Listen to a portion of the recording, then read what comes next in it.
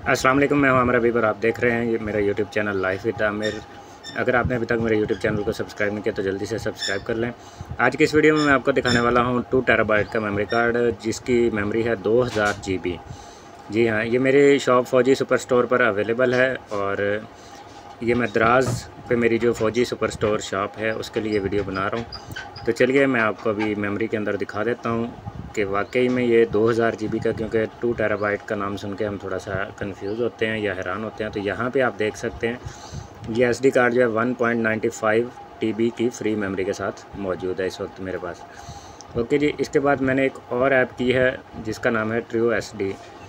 तो यहाँ पे आप देख सकते हैं, इसको मैं रिमूव कर देता हूँ।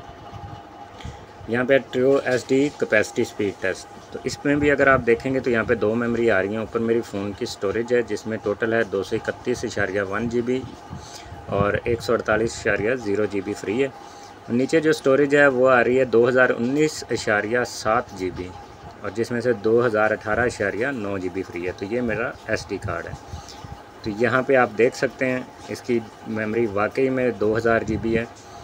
और फिर चलते हैं हम पीछे।